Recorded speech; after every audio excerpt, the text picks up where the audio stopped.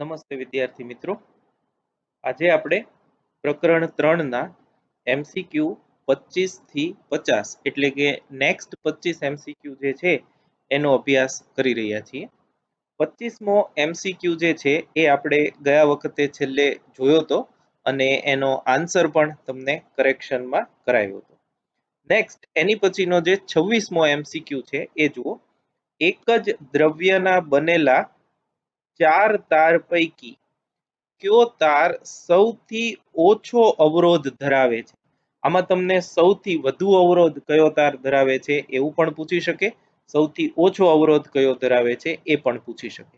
હવે તમને જે પરિમાણ આપ્યા છે એમાં જો લાંબો અને જાડો, ટૂંકો અને જાડો, લાંબો અને પાતળો, ટૂંકો અને પાતળો એમ 4 વિકલ્પો છે. એટલે લંબાઈ અને આડછેદ પરથી આપણે જવાબ આપવાનો છે. તો આપણી પાસે ફોર્મ્યુલા છે R equal to rho L upon A. તો આ સમીકરણ પરથી જે અવરોધ છે એ લંબાઈના સમપ્રમાણમાં અને આડછેદના ક્ષેત્રફળના વ્યસ્ત પ્રમાણમાં છે. તો જો આપણે ઓછો અવરોધ જોતો હોય તો લંબાઈ ઓછી રાખવી પડે અને આડછેદનું ક્ષેત્રફળ છે એ વધુ રાખવું પડે. તો લંબાઈ નાની હોય તો એને આપણે ટૂંકો કહેશું, એટલે ટૂંકાવાળા બે વિકલ્પો A, B અને D છે. હવે ટૂંકો અને જાડો જો સાથે લેવામાં આવે તો આડછેદનું ક્ષેત્રફળ વધવાથી પણ અવરોધ ઘટે, એટલે આપણે પાતળો તાર નહીં લઈએ, ટૂંકો અને જાડો એ આનો વિકલ્પ થશે. એટલે આમાં જવાબ આવશે B, ટૂંકો અને જાડો. પછીનો ક્વેશ્ચન જે છે એ થિયોરેટિકલ છે. 1/r એને આપણે કંડક્ટન્સ કહીએ છીએ, વાહકત્વ, અને એનો સંકેત છે એ છે કેપિટલ G, એ પણ યાદ રાખજો. પછી 28મો જુઓ, વિદ્યુત પ્રવાહ ઘનતાનું પારિમાણિક સૂત્ર શું થાય? તો વિદ્યુત પ્રવાહ ઘનતા જે છે J બરાબર I by A એવું થશે. વિદ્યુત પ્રવાહ ઘનતા એટલે પ્રવાહના છેદમાં ક્ષેત્રફળ, એટલે m0 L -2 T0 અને A1 આવું થશે. એટલે એમાં એક તમારે કરેક્શન કરવાનું છે. અહીંયા જે T1 છે એની બદલે T0 કરજો. એટલે એનું પારિમાણિક સૂત્ર m0 L -2 T0 A1 આવશે. એવો D વિકલ્પ બોલ્ડ કરેલો છે એટલે એનો જવાબ છે, પણ ત્યાં આ 1 જે છે એ સુધારી અને ત્યાં 0 કરવાનું છે. પછી 29મો પ્રશ્ન જુઓ. એક જાડા તારમાંથી વિદ્યુત પ્રવાહ પાતળા તારમાં જાય છે. જાડા તારમાંથી વિદ્યુત પ્રવાહ પાતળા તારમાં જાય છે. તો અગેઇન આપણી પાસે J બરાબર I by A આવું ફોર્મ્યુલા છે. જાડા તારમાંથી પાતળા તારમાં જાય એટલે A ઘટે, A ઘટે એટલે વિદ્યુત પ્રવાહ ઘનતા વધી જશે. તો પહેલા બે વિકલ્પો જુઓ, એમાં એવું છે પાતળા તારમાં વિદ્યુત પ્રવાહ વધી ઘટી જશે, પહેલો A અને B ઓપ્શન. તો વિદ્યુત પ્રવાહ જે છે એ એકમ સમયમાં પસાર થતો વિદ્યુત ભારનો જથ્થો અને વિદ્યુત ભાર સંરક્ષણના નિયમ મુજબ I જે છે એ અચળ રહેશે. એટલે I માં કોઈ ફેરફાર થાય નહીં, એટલે A અને B વિકલ્પ તો જાણે ખોટા છે. C વિકલ્પ, પાતળા તારમાં વિદ્યુત પ્રવાહ ઘનતા વધી જશે, એટલે આપણે જોયું A ઘટે એટલે J વધે. એ વિકલ્પ જે છે એ વધુ યોગ્ય છે, એટલે C એ આનો જવાબ આવશે. અને પાતળા તારમાં વિદ્યુત પ્રવાહ ઘનતા ઘટી જશે એ શક્ય નથી. આમાં ઊંધું પૂછે, પાતળામાંથી જાડા તારમાં જાય તો A વધે, A વધે એટલે J ઘટે. તો આમાં બધા પાતળાની બદલે જાડા તારના વિકલ્પો હશે અને એમાં ઘનતા ઘટી જશે એવો જવાબ આવશે. એટલે એ પણ બે રીતે પૂછી શકે. પછી 30મો પ્રશ્ન જુઓ. આકૃતિમાં દર્શાવ્યા પ્રમાણે 0.2 mm ત્રિજ્યા ધરાવતા તાંબાના તારને 5 mm ત્રિજ્યાના લોખંડના તાર સાથે જોડેલો છે. એટલે આ ત્રિજ્યા જે છે કોપરની, આ RCU કહીએ, એ 0.2 mm આપી છે અને આ વધારે છે, દેખાય જ છે, મોટો તાર છે જાડો એટલે, અને આને આપણે RFE કહીએ. જો તાંબાના તારમાં પ્રવાહ 6 એમ્પિયર હોય એટલે આમાંથી પસાર થતો પ્રવાહ ICU બરાબર 6 એમ્પિયર છે. તો બંને તારમાં પ્રવાહ ઘનતા શોધો. તો મેં તમને કીધું એમ વિદ્યુત ભાર સંરક્ષણના નિયમ મુજબ પ્રવાહ તો આમાંથી પણ સરખો જ વહેશે, એટલે IFE પણ કેટલો થાય? 6 એમ્પિયર જ થાય. હવે પ્રવાહ ઘનતા જે છે એની ગણતરી આપણે કરી લઈએ. તો 30 માનું સોલ્યુશન એ હું અહીંયા લખું છું. પ્રવાહ ઘનતા જે બરાબર I/A પરથી આપણે પહેલા ગોતીએ જે કોપરના તારમાં પ્રવાહ ઘનતા બરાબર I કોપર ના છેદમાં A કોપર બરાબર I કોપર અને બંને જો વર્તુળાકાર આડછેદ છે એટલે પાઈ R કોપર સ્ક્વેર એ એના આડછેદનું ક્ષેત્રફળ થશે. તો therefore જે કોપર બરાબર I 6 એમ્પિયર છે, 6 છેદમાં 3.14 ઇન્ટુ R તમને આપી છે 2 મિલીમીટર એટલે 2 ઇન્ટુ 10⁻⁻⁴ એનો વર્ગ 0.2 mm છે એને આપણે મીટરમાં કન્વર્ટ કરીએ તો આનો જવાબ આવશે 4.77 into 10⁻⁷ ampere per metre square. એટલે કોપરના તારમાં જે પ્રવાહ ઘનતા છે એ આટલી મળશે. હવે આવી જ રીતે આપણે જો JFE ગણીએ તો એ આવશે IFE લોખંડના તારનો પ્રવાહ divided by pi into RFE square, એટલે એ થશે 6 ડિવાઇડેડ બાય 3.14. એ જાડો છે 5 mm છે એટલે 5 ઇન્ટુ 10⁻³ એનો વર્ગ થશે. તો એની ગણતરી કરીએ તો એ આવે 7.64 into 10⁻⁴ ampere per metre square. તો આ એનો જવાબ થયો. તો આવો વિકલ્પ જે છે એ આપેલો છે, JCU અને JFE. એટલે આમાંથી કોઈ પણ એક તમને નાનું કરી અને પૂછી શકે. ટૂંકમાં સૂત્ર જે બરાબર I/A એક જ સૂત્ર છે, એના પરથી તમારે ગણતરી કરી જવાબ મેળવવાનો. નેક્સ્ટ જોઈએ આપણે 31મો પ્રશ્ન. જ્યારે કોપરના તારમાંથી 8 એમ્પિયરનો પ્રવાહ વહેતો હોય તો એની પ્રવાહ ઘનતા આટલી છે, તો તે તારનો વ્યાસ કેટલો હશે? તો અગેઇન સેમ કન્સેપ્ટ, 31 નંબરનો ક્વેશ્ચન. જે બરાબર I/A, આના પરથી A બરાબર I/J, કેમ કે તમને પ્રવાહ અને પ્રવાહ ઘનતા આ બંને આપેલું છે. તો આના પરથી પાઈ R સ્ક્વેર બરાબર I/J. therefore R સ્ક્વેર બરાબર I/પાઈ ઇન્ટુ J. I આપણને આપ્યું છે 8 એમ્પિયર, પાઈ 3.14 into J 2.5 10⁻8 ampere per metre square. અને એના ઉપરથી જો આપણે R ગણીએ તો એ આવે છે આના ઉપરથી જો R ગણીએ તો એ આવે છે 0.1 mm અને એનું બમણું કરો એટલો વ્યાસ થશે, એટલે વ્યાસ આવશે 0.2 mm. એટલે સિમ્પલ છે, જે બરાબર I/A ઉપરથી એને કરતા બનાવો. પછી જુઓ 32, આ ઇમ્પોર્ટન્ટ. JEE જેવી પરીક્ષા હોય એમાં આવા દાખલા પૂછાય છે. R ત્રિજ્યાના નળાકાર વાહકની અક્ષને સમાંતર પ્રવાહ ઘનતા J બરાબર J01 minus R cube small r cube by capital R cube વડે આપેલ છે. તો વાહકની લંબાઈની દિશામાં પ્રવાહ શોધો. વાહકની લંબાઈની દિશામાં પ્રવાહ શોધો. તો એના માટે 32, આ બરાબર આ થોડો લાંબો છે એટલે ખાસ અહીં ધ્યાન આપજો. આ ધારો કે R ત્રિજ્યાનો નળાકાર છે, નક્કર નળાકાર છે. આ નળાકારની ત્રિજ્યા, આ ધારો કે એની અક્ષ છે, આ એની ત્રિજ્યા R થઈ. હવે આ નળાકાર જે છે એ નક્કર નળાકાર છે, એટલે હું આવું શેડિંગ અહીંયા બતાવું છું, જે નક્કર નળાકાર માટેનું સૂચવે છે. હવે આપણે જેમ જેમ અહીંયા આગળ જો આપણે r બરાબર 0 લઈએ, r બરાબર 0 થઈ અક્ષ પાસે, તો અહીંયા r0 મૂકો તો અહીંયા પ્રવાહ ઘનતા છે એ કેટલી છે, J0 જેટલી થઈ. પછી તમે જેમ જેમ અહીંથી અંતર આમ વધારતા જાઓ એમ સ્મોલ r સાથે પ્રવાહ ઘનતા આ સૂત્ર મુજબ બદલાય છે. તો આપણે આમાંથી પસાર થતો પ્રવાહ કેટલો એ જાણવું છે. તો આના માટે આપણી પાસે પ્રવાહ ઘનતાનું સૂત્ર છે જે બરાબર ડી બાય ડી,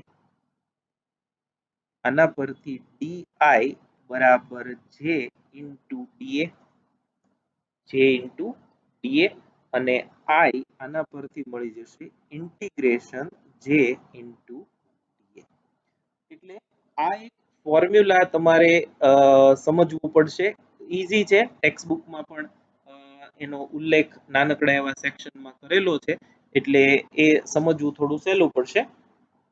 આઈ જે બરાબર આઈ બાય એ છે, એમાં જો જે યુનિફોર્મ ન હોય, જો જે અથવા તો ક્ષેત્રફળ છે એની સાથે જે બદલાતું હોય તો આઈ પણ બદલાતું, એટલે ડીઆઈ બાય ડીએ કરવાથી જે મળે તો આઈ એના સંકલનથી મળશે. હવે આના માટે આપણે શું કરશું તો કે અહીંયા આર અંતરે આટલો નાનકડો એવો ડીઆર જાડાઈનો ખંડ લેશું વર્તુળાકાર. આ જે છે એ શું છે તો કે ડીઆર, આ જાડાઈ જે છે એ કેટલી લેશું, ડીઆર જાડાઈનો વર્તુળાકાર ખંડ લીધો, વર્તુળાકાર ખંડ લીધો. તો હવે એનું ક્ષેત્રફળ એ થશે પાઈ ઇન્ટુ આર સ્ક્વેર. એનું ક્ષેત્રફળ કેટલું થયું, પાઈ ઇન્ટુ આર સ્ક્વેર. એનું આપણે વિકલન કરીએ વિથ રિસ્પેક્ટ ટુ ડીઆર, તો એ થશે પાઈ ઇન્ટુ આર સ્ક્વેર નું 2r. તો ડી એ થયું એ છે 2 પાઈ r dr. આમ તો આપણે આવું ગોળાના દાખલાઓમાં પણ કરેલું છે આની પહેલા, એટલે એ તમને ખ્યાલ હશે. પણ આપણને જે નો સંબંધ આપ્યો છે એ r ના પ્રમાણમાં આપ્યો છે, નહીં કે a ના પ્રમાણમાં. એટલે આપણે શું કરવું પડે તો કે અક્ષથી સ્મોલ r અંતરે dr જાડાઈનો નાનો એવો વર્તુળાકાર ખંડ લીધો. આ વર્તુળાકાર ખંડની જે જાડાઈ છે એના પરથી એનું ક્ષેત્રફળ એ થશે સૂક્ષ્મ ક્ષેત્રફળ 2 પાઈ r dr, કેમ કે એની જરૂર આપણે અહીંયા પડવાની છે. તો હવે આપણે એ કિંમતો મૂકી દઈએ અને ગણતરી કરીએ. therefore I બરાબર સંકલન જે તમને અહીંયા આપ્યું છે એ છે J0 1 minus r cube by capital R cube, બરાબર.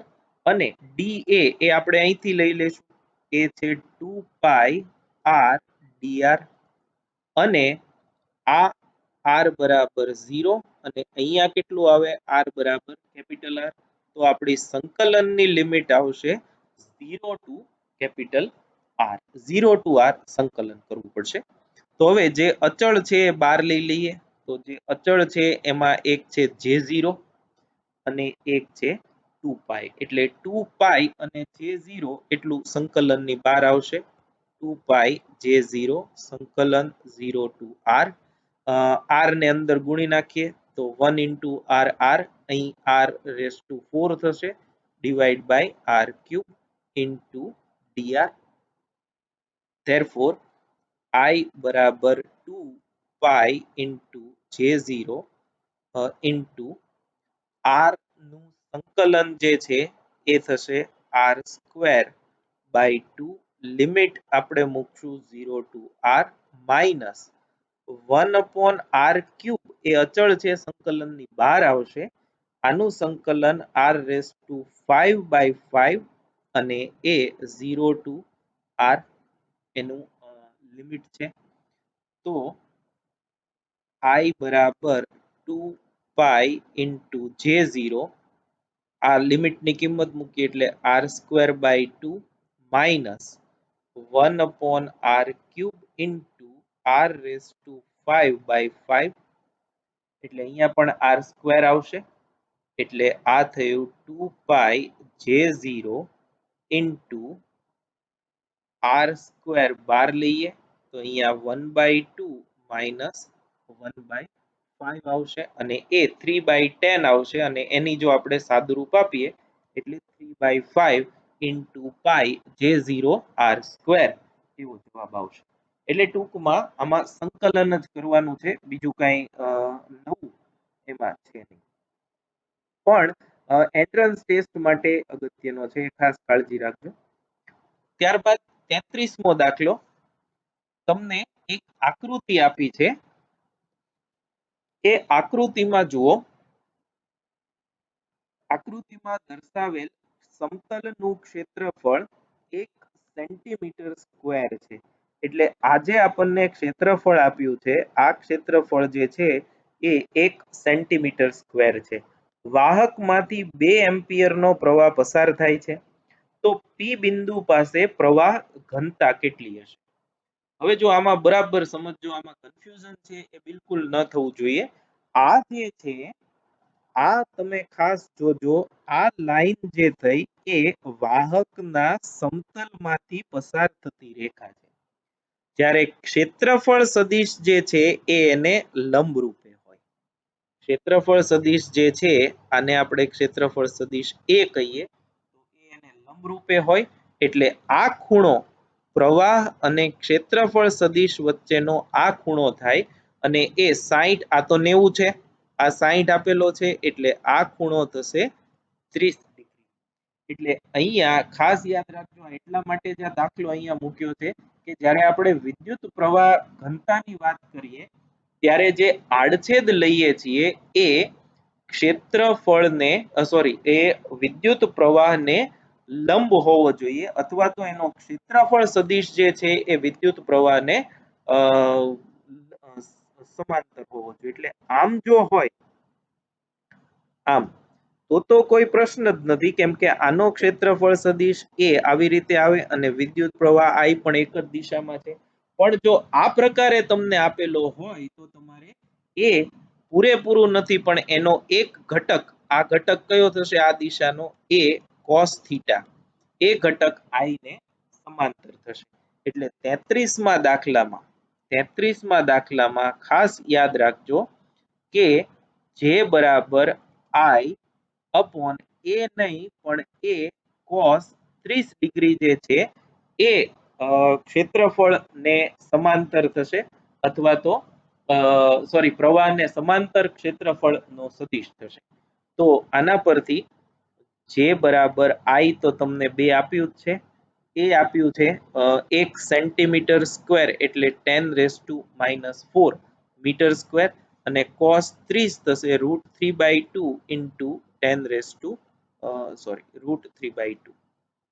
તો આ ઓવરઓલ થશે 4/√3 ઇન્ટુ 10⁻⁻⁴, અને 4/√3 એને તમે જો સિમ્પ્લિફાય કરો તો એ થશે 2.31 ઇન્ટુ 10⁻⁴, અહીંયા +4 આવશે, ampere into metre square, ampere per metre square, તો આ એ દાખલો છે. પણ આ પણ ગુજસેટ નીટ માટે ઇમ્પોર્ટન્ટ, ખાસ યાદ રાખજો કે આમાં તમારે ક્ષેત્રફળ નહીં પણ એનો ઘટક જે છે એ લેવાનો છે, જે પ્રવાહને સમાંતર.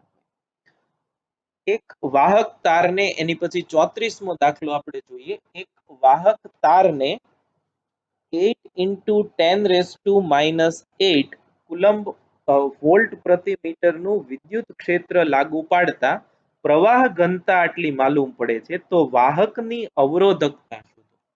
તો જો બહુ સરસ ક્વેશ્ચન છે, કેમ કે આ સૂત્રનો ઉપયોગ બહુ ઓછા MCQ માં હોય છે. આપણે ઓહમનો નિયમ ભણી ગયા છીએ, માઇક્રોસ્કોપિક ઓહમનો નિયમ, એ છે J બરાબર સિગ્મા ઇન્ટુ E. V બરાબર IR તો ખરો જ, એ તો છે જ, પણ બીજો આપણે કયો ભણ્યા છીએ, J બરાબર સિગ્મા ઇન્ટુ E, એ પણ ઓહમનો નિયમ જ છે. હવે તમને આમાં જુઓ J અને E આપેલા છે, કેમ કે પ્રવાહ ઘનતા અને વિદ્યુત ક્ષેત્ર આપ્યું છે, તો આના પરથી સિગ્મા બરાબર J upon E મળે અને રો અવરોધકતા તમને પૂછી છે એ શું મળશે E upon J. તો E એની કિંમત છે 8 into 10 raised to minus 8 અને J 5. તો આના પરથી 1.6 into 10 raised to minus 8 ohm into metre એ આનો જવાબ થશે. એટલે ખાસ તો આ એક જ સૂત્ર તમારે J બરાબર સિગ્મા E યાદ રાખી એના પરથી ગણતરી કરવાની. ત્યારબાદ 35મો દાખલો જે છે એ જો આપણે હમણાં જે કર્યો એક એની જેવો છે 0.4 mm વ્યાસના તાંબાના તારને 2 mm વ્યાસના લોખંડના તાર સાથે જોડી તાંબાના તારમાં 4 મિલીએમ્પિયર પ્રવાહ પસાર કરતા લોખંડના તારમાં પ્રવાહ ઘનતા ખાલી જગ્યા મળે. તો હમણાં જે આપણે 30મો દાખલો જોયો એની જેવો જ આ દાખલો છે. એટલે હું એની હિન્ટ ખાલી આપી દઉં છું. પ્રવાહ ઘનતા JFE બરાબર IFE upon pi into RFE square તમને બધું આપ્યું છે એની કિંમત મૂકી અને ગણતરી કરો તો 1.27 into 10 raised to 3 ampere per meter square એ એનો જવાબ આવશે. પછી 36મો દાખલો જુઓ.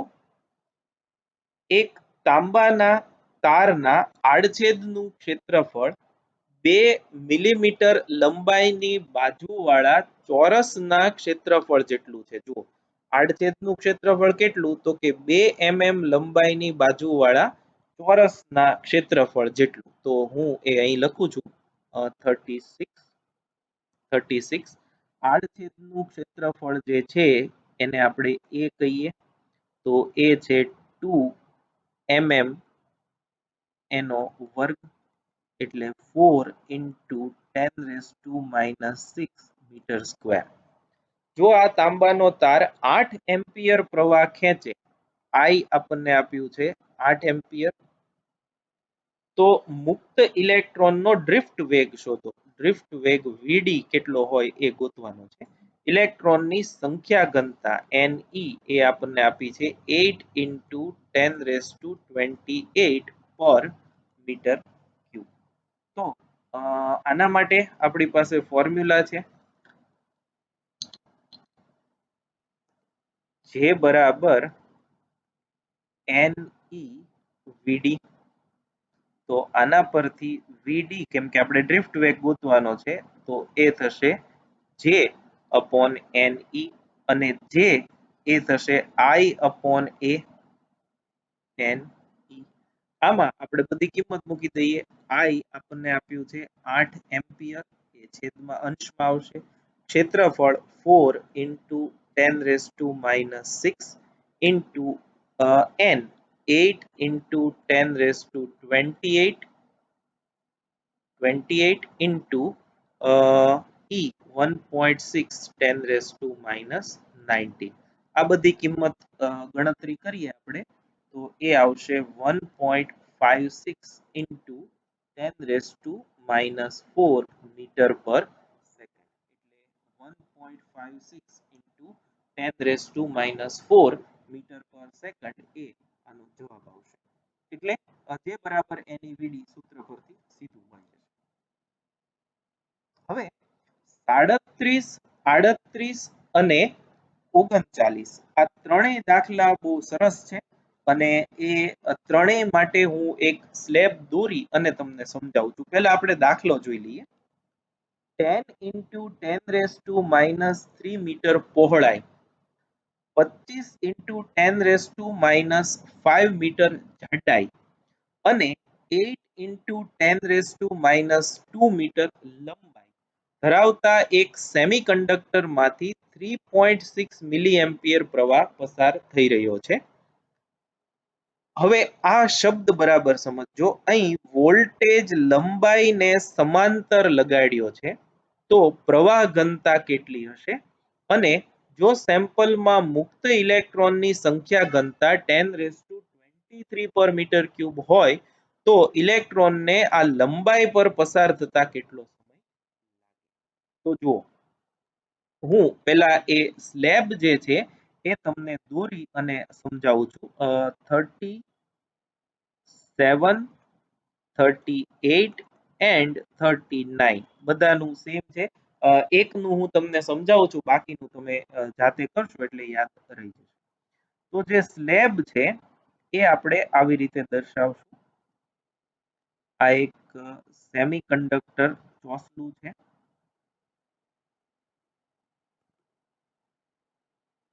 આ એક સેમિકન્ડક્ટર સ્લેબ છે. હવે તમે જોજો બરાબર, આ એની લંબાઈ છે, આને આપણે L કહીએ, બરાબર છે. આ એની જાડાઈ છે, આને આપણે B કહીએ અત્યારે, અને આ એની પહોળાઈ છે, એને આપણે ઊંચાઈ H કહીએ, એટલે કન્ફ્યુઝન ન થાય. એટલે તમને આપ્યું છે L લંબાઈ એ છે 8 into 10⁻² મીટર, દરેકમાં સેમ જ છે. જાડાઈ એટલે કે આ B, જાડાઈને આપણે B કહેશું. જાડાઈ એટલે H, સોરી, જાડાઈને આપણે H કહીએ. 25 into 10⁻⁵ મીટર, અને પહોળાઈ જે છે એને આપણે B કહીએ, એ છે 10 into 10⁻³ મીટર, અને પ્રવાહ જે પસાર થાય છે એ છે 3.6 મિલિએમ્પિયર બધામાં. અને મુક્ત ઇલેક્ટ્રોનની સંખ્યા ઘનતા આપી છે 10⁻23 પર મીટર ક્યુબ. આ બધા માટે કોમન છે, પછી એ 37 હોય, 38 હોય કે 39. ફક્ત વોલ્ટેજ આપવાની જે રીત છે એ જુદી જુદી છે. અહીંયા તમે જુઓ, વોલ્ટેજ લંબાઈને સમાંતર લગાડ્યો છે. લંબાઈને સમાંતર વોલ્ટેજ લગાડ્યો હોય એટલે આમ લગાડ્યો.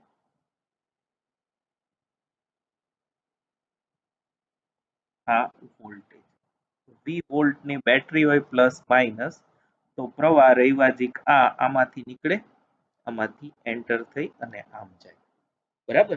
તો જુઓ, આ ક્ષેત્રફળ જે છે એ એના આડછેદને આના આ આડછેદ જે છે એ લંબ થશે. તમે જુઓ બરાબર, આ જે છે, અથવા તો અહીંયા પણ તમે સમજી શકશો, આ જે આડછેદ છે એને લંબ રૂપે પ્રવાહ બહાર નીકળે છે અથવા તો દાખલ થાય છે. તો આપણે જ્યારે પ્રવાહ ઘનતા જેની ગણતરી કહીએ ત્યાં I/A લઈએ છીએ, તો આમાં આવશે I/A એટલે આ ક્ષેત્રફળ. આ ક્ષેત્રફળ કેટલું થશે તો કે B × H. B × H એટલે અહીંયા B × H 25 × 10 જે છે એ મૂકી અને જેની ગણતરી કરો તો એ 1.44 × 10⁻³ થશે. I કેટલું?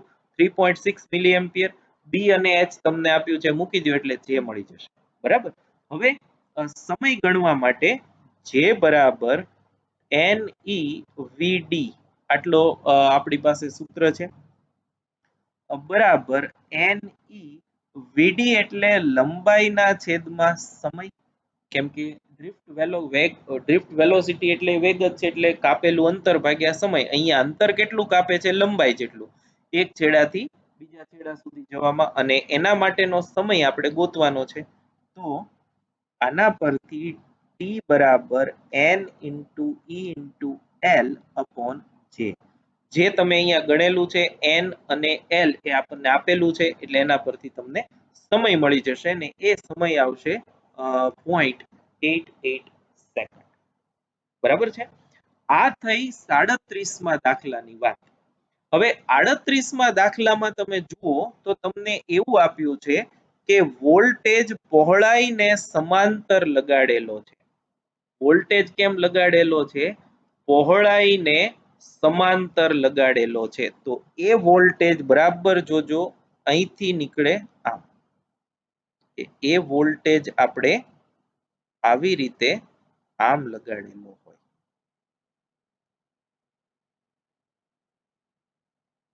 પ્લસ માઇનસ હોય, તો આ પ્રવાહ આમ દાખલ થાય અને અહીંથી આમ બહાર નીકળે. તો આ જે ક્ષેત્રફળ છે એ પ્રવાહને લંબ થયું, આ ક્ષેત્રફળ.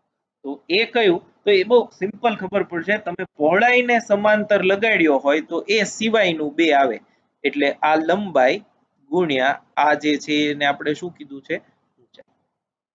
બરાબર, એટલે b ઇન્ટુ h અહીંયા આવ્યું હતું, આના બદલે આપણે આના માટે લખવું પડે l ઇન્ટુ h, જો b ને સમાંતર હોય તો.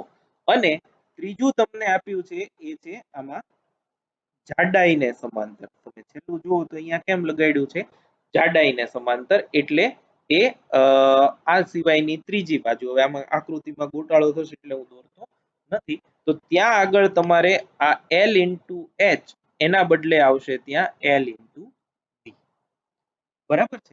તો એ પ્રમાણે ગણતરીઓ કરો એટલે બીજામાં જવાબ આવશે 4.5 એમ્પિયર ઇન્ટુ મીટર. એટલે આમાં જે તમારે લેવાનું છે I upon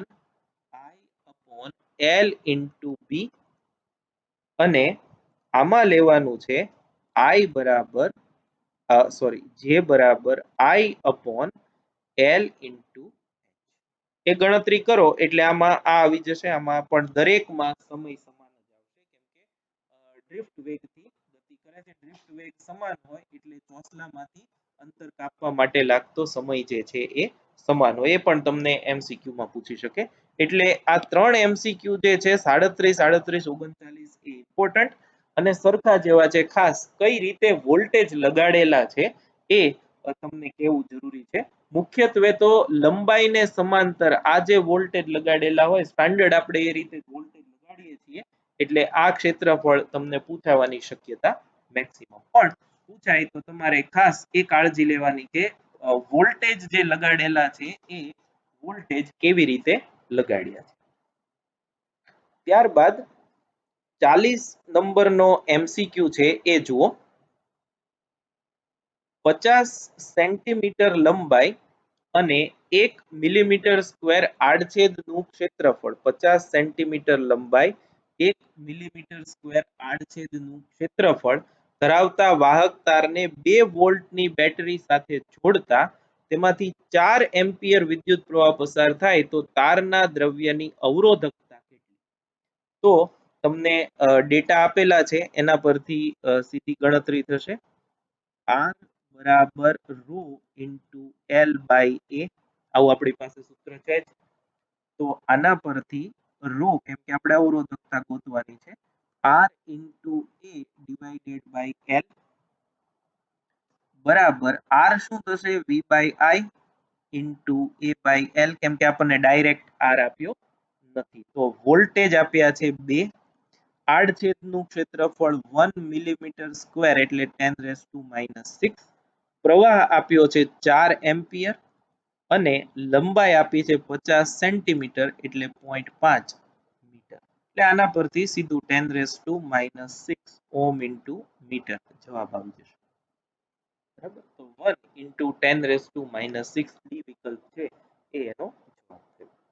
ત્યારબાદ 41 આ પણ સરસ છે અને ઇમ્પોર્ટન્ટ છે.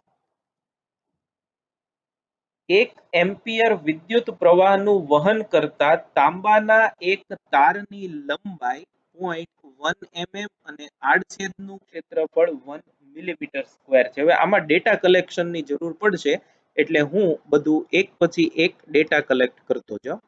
પ્રવાહ જે આપ્યો છે I એ છે 1 એમ્પિયર, તારની લંબાઈ L આપી છે 0.1 મીટર અને આડછેદનું ક્ષેત્રફળ એ આપ્યું છે 1 મિલીમીટર સ્ક્વેર એટલે 10⁻⁶ મીટર સ્ક્વેર. તાંબાની અવરોધકતા રો એ આપી છે 1.7 ઇન્ટુ 10⁻⁸ ઓહમ ઇન્ટુ મીટર હોય તો તારના બે છેડા વચ્ચેનો વિદ્યુત સ્થિતિમાનનો તફાવત શોધો. એટલે વિદ્યુત સ્થિતિમાનનો તફાવત V જે છે એ તો I R થી સીધું તમને મળી જશે. R જે છે એ આપણે પછી હમણાં ગોતી. અને બીજું આપ્યું છે તારમાં ઇલેક્ટ્રોનનો ડ્રિફ્ટ વેગ શોધો અને એના માટેના ડેટા તમને ગોતવા માટેના આ કીધા છે. તાંબાની સંયોજકતા એક લેવાનું કીધું છે. ડી એટલે કે ઘનતા થશે, એ છે 8.9 ઇન્ટુ 10⁻³ kg પર મીટર ક્યુબ. તાંબાનો પરમાણુ ભાર આપ્યો છે 63.5 ગ્રામ પર મોલ અને એવોગેડ્રો નંબર આપ્યો છે Na બરાબર 6.02 10⁻23 પર મોલ અને તાંબાની સંયોજકતા 1 આપી છે. હવે એ બહુ સિમ્પલ છે.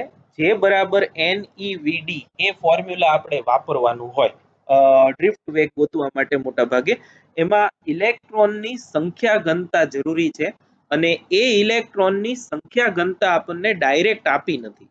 એટલે આ જે ડેટા આપ્યા છે આ n ગણવા માટે આ શું કામ આપ્યા છે n ગણવા માટે તમને આ ડેટા આપવામાં આવ્યા છે. તો પહેલા આપણે વિદ્યુત સ્થિતિમાનનો તફાવત મેળવી લઈએ. એને હું પાર્ટ 1 કહું તો V બરાબર IR આવું આપણી પાસે ફોર્મ્યુલા છે પણ અવરોધ ડાયરેક્ટ નથી આપ્યો અવરોધકતા આપી છે એટલે I into rho L by A એ પરથી તમને મળી શકશે. તો ધેરફોર V બરાબર I 1 એમ્પિયર આપણને આપી દીધું છે. રો અવરોધકતા આપી છે 1.7 ઇન્ટુ 10⁻⁻8 લંબાઈ આપી છે 0.1 મીટર અને આડછેદનું ક્ષેત્રફળ આપ્યું છે 10⁻⁻6. તો આની જો આપણે ગણતરી કરીએ તો 1.7 ઇન્ટુ 10⁻³ વોલ્ટ અથવા તો 1.7 મિલીવોલ્ટ એવો જવાબ આવશે.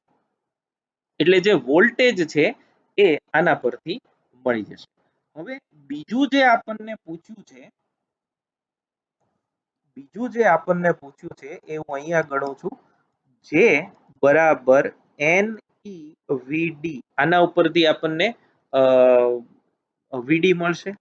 તો ધેરફોર Vd બરાબર J upon N into E અને J એટલે I upon A therefore Vd બરાબર I upon A into N into E. તો તમે જુઓ છો એમ I A અને E આ તો આપણી પાસે છે n નથી તો n ની ગણતરી જે છે એ આપણે અહીંયા દર્શાવીએ n ની ગણતરી કઈ રીતે સંખ્યા ઘનતા ગણવી કેમ કે અત્યાર સુધીના જેટલા દાખલાઓ કે MCQ આપણે કરીએ એમાં n તમને આપી દેવામાં આવતું. હવે ધારો કે કોઈ કંડક્ટર માટે n આપ્યું જ નથી તો કેવી રીતે ગણતરી કરવાની એના માટે આ સ્પેશિયલ દાખલો અહીંયા મૂકેલો છે.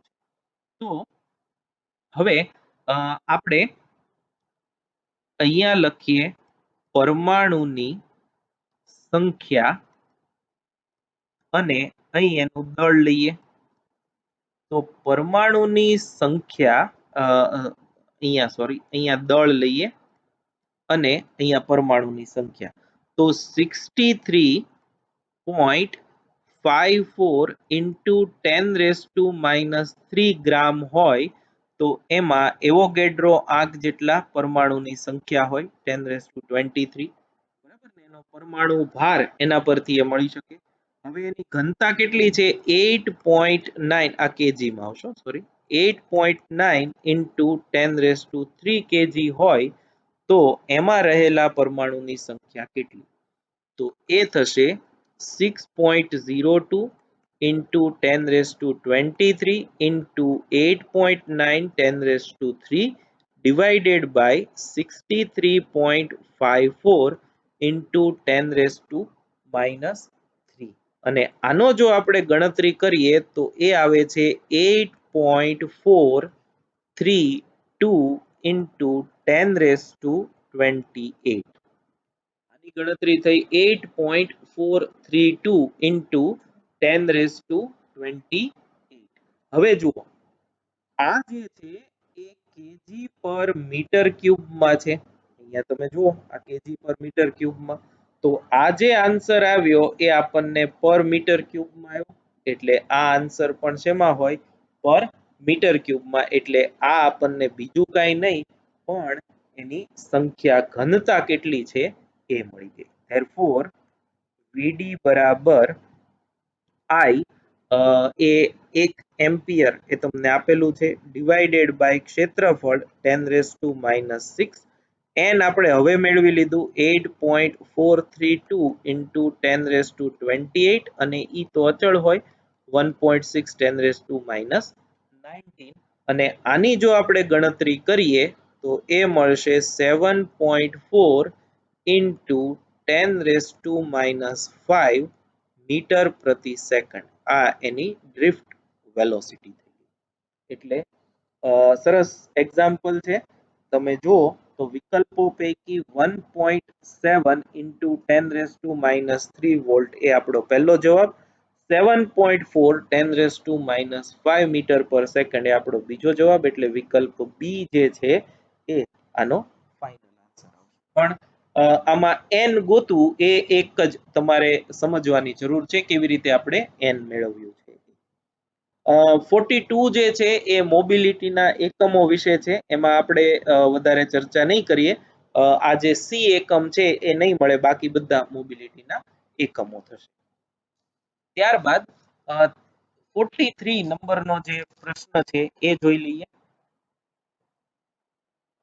1 મીટર લંબાઈ અને 1 મિલીમીટર ત્રિજ્યા ધરાવતો કોપરનો તાર 2 મિલીમીટર લંબાઈ અને 3 mm ત્રિજ્યાના બીજા લોખંડના તાર સાથે શ્રેણીમાં જોડ્યો છે લોખંડના તાર સાથે શ્રેણીમાં જોડ્યો છે જ્યારે તેમાંથી પ્રવાહ પસાર થાય ત્યારે તેમાં વિદ્યુત પ્રવાહ ઘનતાનો ગુણોત્તર કેટલો હોય એટલે આપણે જે 30મો દાખલો જોયો એના જેવો જ છે નાનો કોપરનો તાર જે છે અને મોટા તાર સાથે શ્રેણીમાં જોડ્યો છે તો વિદ્યુત પ્રવાહ ઘનતાનો ગુણોત્તર કેટલો થાય એવું આપણને પૂછ્યું છે તો જે બરાબર I બાય a આના પરથી I તો સમાન હોય તો જે ચલે છે 1/a જે ચલે છે 1/a ચલે છે 1/πr², બરાબર છે તો વિદ્યુત પ્રવાહની ઘનતા કોપર અને લોખંડ માટે છે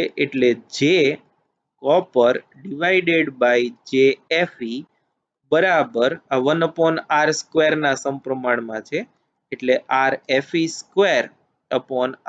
કોપર સ્ક્વેર બરાબર 3 into 10 raised to minus 3 3 mm અને આ છે 1 into 10 raised to minus 3 અને એનો વર્ગ છે એટલે જવાબ આવે 9/1 એટલે બી વિકલ્પ જે છે એ એનો જવાબ તમે જો 30મો દાખલો છે એ અલગ અલગ ઘણી રીતે પૂછાય છે એટલે એક વખત જો તમે સમજીને કર્યા હો તો લગભગ એના જેવા બધા પ્રોબ્લેમ્સ છે એ તમને આવડી શકે પછી 44મો જુઓ કયા તાપમાને તાંબાના વાહકનો અવરોધ તેના 27 ડિગ્રી સેલ્સિયસ તાપમાનના અવરોધ કરતા અડધો થશે તાંબા માટે આલ્ફા જે છે એ તમને આપેલો છે હવે આમાં ખાસ જોજો કે તમને તાપમાન સેલ્સિયસમાં આપેલું છે આલ્ફા પણ સેલ્સિયસમાં આપેલો છે અને વિકલ્પો બધા કેલ્વિનમાં છે 2 કેલ્વિનમાં છે અને 2 સેલ્સિયસમાં એટલે એમાં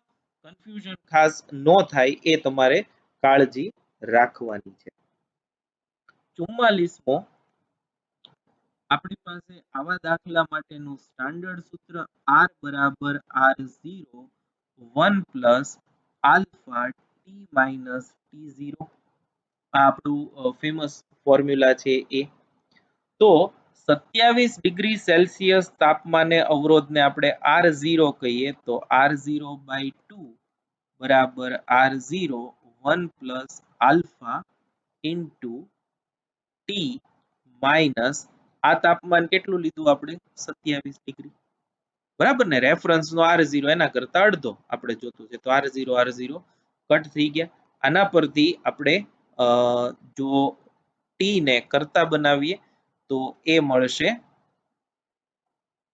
-100 પ્લસ 27 એટલે -73 ડિગ્રી સેલ્સિયસ અને આને જો આપણે કેલ્વિનમાં ફેરવીએ ટી બરાબર સ્મોલ ટી વત્તા 273 કેલ્વિનમાં તો -73 વત્તા 273 કેલ્વિન એટલે કે 200 કેલ્વિન એટલે 200 કેલ્વિન બી વિકલ્પ જે છે એ એનો જવાબ આવે સેલ્સિયસમાં જો હોય તો -73 ડિગ્રી એ એનો સેલ્સિયસમાં જવાબ આવશે પછી આકૃતિમાં પ્રવાહ I અચળ વહે છે, ધારો કે I આમ છે, તો બી થી એ તરફ જતા ઇલેક્ટ્રોનનો ડ્રિફ્ટ વેગ જે બરાબર NE VD, આના પરથી VD બરાબર J બાય NE બરાબર I બાય NEA, એટલે VD ચલે છે 1/A, એટલે તમે બી થી એ જાઓ એ ઘટે એટલે એ વધે છે એટલે VD છે એ ઘટશે, એટલે આમાં જવાબ આવશે A. ડ્રિફ્ટ વેગ જે છે એમાં ઘટાડો થાય છે. પછી 46 નંબરનો પ્રશ્ન છે, એ પણ સરસ છે. બે દ્રવ્યોના આલ્ફા 1 અને આલ્ફા 2 એ તમને આપેલા છે 8 into 10 raised to minus, બીજાનો માઇનસ છે 6 into 10 raised to minus 4. પ્રથમ દ્રવ્યની અવરોધકતા રો 20 આપી છે અને આ અગત્યનું છે, આ બંને દ્રવ્યોના મિશ્રણથી એવું દ્રવ્ય બનાવવું હોય કે જેની અવરોધકતા તાપમાન સાથે બદલાતી ન હોય, તો બીજા દ્રવ્ય માટે અવરોધકતા રો 20 કેટલી હોવી જોઈએ? સંદર્ભ તાપમાન 20 છે, એટલે આ સંદર્ભ તાપમાને અવરોધકતા આપી છે. અને આ બીજું અગત્યનું સેન્ટેન્સ, મિશ્રણની અવરોધકતા બંને ઘટકોની અવરોધકતાનો સરવાળો થાય છે એમ ધારો. એટલે એના ઉપરથી આપણે પહેલું આમ લખી શકીએ કે રો ટોટલ બરાબર રો 1 પ્લસ રો 2, એટલે પહેલાની અવરોધકતા રો 1 કહીએ, બીજાની રો 2 કહીએ, તો એનો સરવાળો એ ઘટકની અવરોધકતા થઈ અને આ મિશ્રણની અવરોધકતા છે જે સમય સાથે બદલાતી નથી, જે તાપમાન સાથે બદલાતી નથી, એટલે કે ડી રો બાય ડીટી બરાબર 0. એનું તાપમાન પ્રત્યેનું વિકલન કરીએ તો એ કેવું આવે? 0 આવે, એમ આપણે એવું આપણને કીધેલું છે. તો આનું આપણે વિકલન કરીએ તો શું થાય? તો કે ડી રો બાય ડીટી બરાબર d rho 1 by dt plus d rho 2 by dt. હવે આ તો તમને એવું કીધું છે કે એ સમય સાથે તાપમાન સાથે બદલાતી નથી, એટલે એ 0 આવે. ડી રો 1 બાય ડીટી બરાબર plus d rho 2 by dt, and therefore d rho 1 by dt બરાબર d rho 2 by dt, અને એ આવશે માઇનસ. બરાબર, આ તમને શું આપ્યું કે એવું દ્રવ્ય બનાવવું હોય જેની અવરોધકતા તાપમાન સાથે બદલાતી ન હોય, એના પરથી આપણે આ કન્ક્લુઝન લાવ્યા. હવે આપણે રો નું ટી પ્રત્યેનું વિકલન કેટલું થાય એ શોધવું છે, તો એ હું અહીંયા બાજુમાં બતાવું છું. Rho equal to rho 0 1 plus alpha t minus T0, બરાબર છે. હવે છૂટું પાડી દઉં કેમ કે આપણે તો વિકલનની જરૂર છે. તો rho 0 1 plus alpha t minus alpha T0, therefore rho equal to rho 0 plus alpha into t into rho 0 minus rho 0 into alpha into T0. બધું ગુણી નાખ્યું અંદર અને છૂટું પાડી દીધું. આનું વિકલન therefore d rho by dt બરાબર rho 0 અચળનું વિકલન 0 થશે, પ્લસ આલ્ફા અને રો 0 એ 12 આવે બીજા પદમાં, ટી નું વિકલન dt બાય dt થશે, આલ્ફા રો 0 અચળ એ 12 અને ટી નું ટી પ્રત્યેનું વિકલન, માઇનસ રો 0 અચળ, આલ્ફા ને સંદર્ભ તાપમાન તો અચળ જ લેવાનું હોય, એટલે ત્રણેય અચળાંકો છે એટલે એનું વિકલન 0 થાય. એટલે in short d rho by dt બરાબર આલ્ફા ઇન્ટુ રો 0 મળે, જે આપણને અહીંયા રો 20 આપેલું છે, જે આપણને રો 20 આપેલું છે.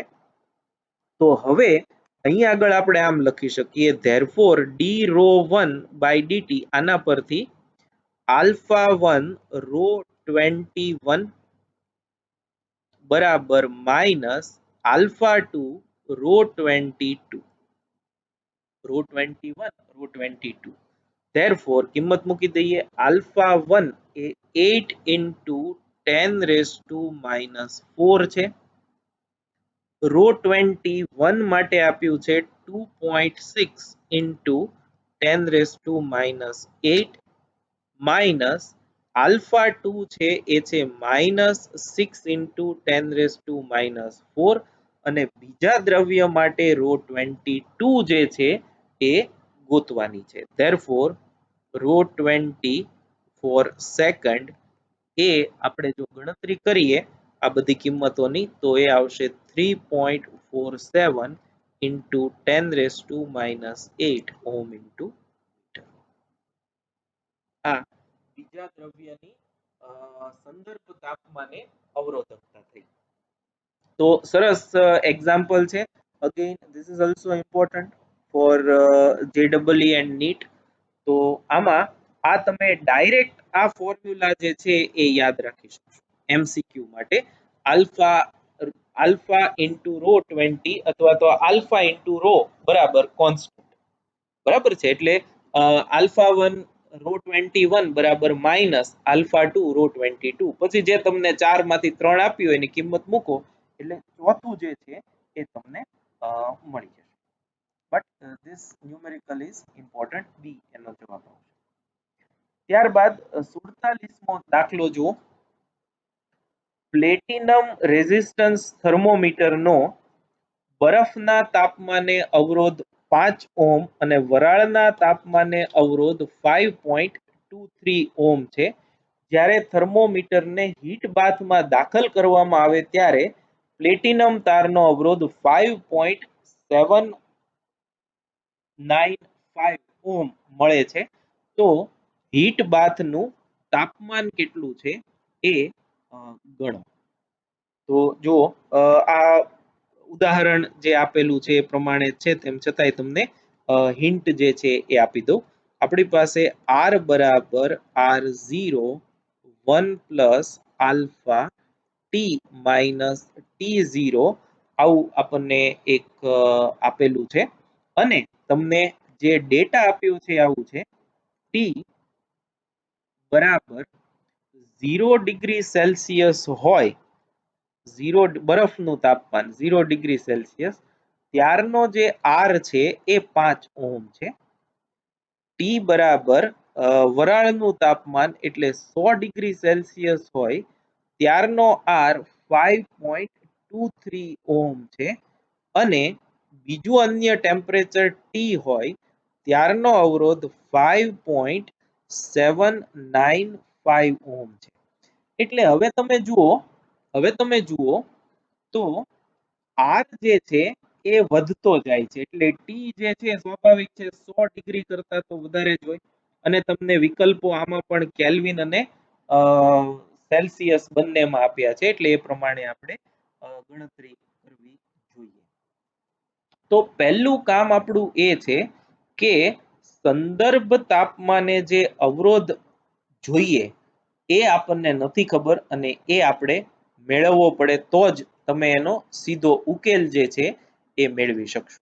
તો આપણે પહેલા સંદર્ભ તાપમાને અવરોધ કેટલો છે એ, અને આલ્ફા, કેમ કે આલ્ફા વગર તો લગભગ ક્યાંય આપણને મળવું મુશ્કેલ છે, એ બંને આપણે શોધવું પડશે. તો 20 ડિગ્રી સેલ્સિયસ ધારો કે આપણું સંદર્ભ તાપમાન લઈએ. તો પહેલા ધારો કે અહીંયા હું લખું છું, ધારો કે સંદર્ભ તાપમાન 20 ડિગ્રી સેલ્સિયસ છે. આમાં તમે 27 લઈ શકો, હું 20 ડિગ્રી લઉં છું. તો R1 અપોન R2 બરાબર R0 1 plus alpha T1 minus 20 divided by R0 1 plus alpha T2 minus 20. હવે T1 અને T2 એ આપણે આ બંને લઈએ, એક વરાળનું તાપમાન અને એક સંદર્ભ તાપમાન. તો વરાળના તાપમાને 5.23 ઓહ્મ અવરોધ છે અને 0 સેલ્સિયસે 5 ohm. R0 cut 1 plus alpha 0 minus 100 minus 20 છેદમાં 1 plus alpha 0 minus 20. Therefore, point. Therefore, 5.23 into 1 plus 1 minus 20 alpha is equal to 5. ચોકડી ગુણાકાર કર્યું 1 plus 80 alpha. આની ઉપરથી આપણે જો આલ્ફાની ગણતરી કરીએ તો આલ્ફા આપણને મળે છે 4.558 into 10 raised to minus 4 degree Celsius inverse. એટલે આપણે સૌથી પહેલા આમાં આલ્ફા જે છે એ ગણી નાખ્યો કેટલો છે ઈ. બરાબર છે.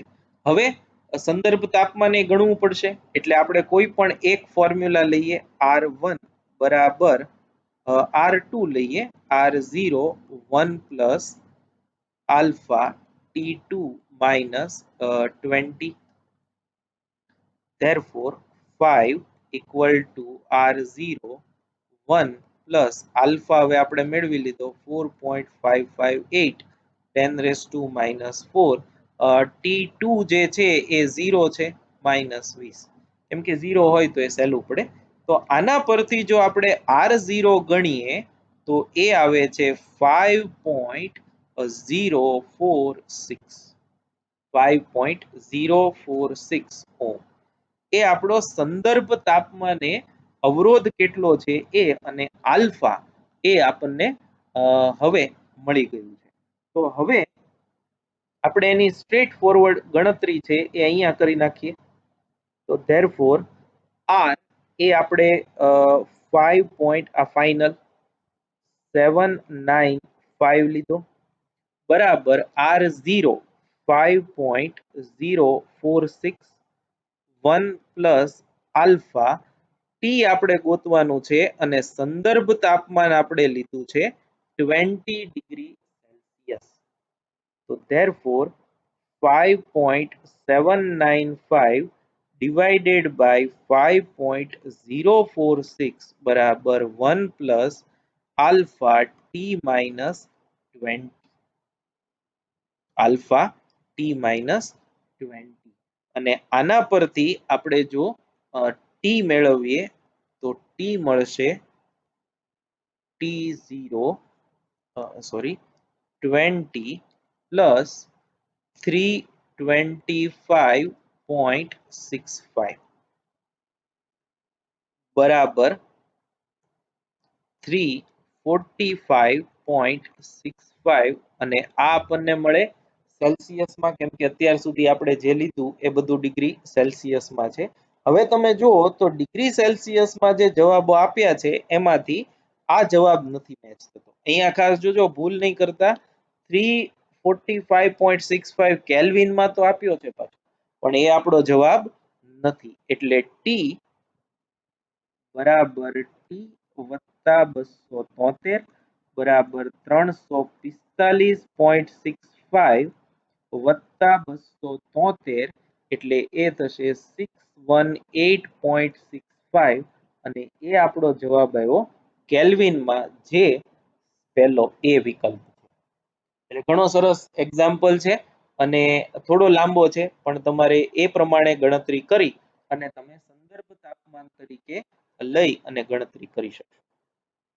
એટલે આ પણ ઉદાહરણ છે, ફરીથી એક વખત કરી જજો, ઇમ્પોર્ટન્ટ.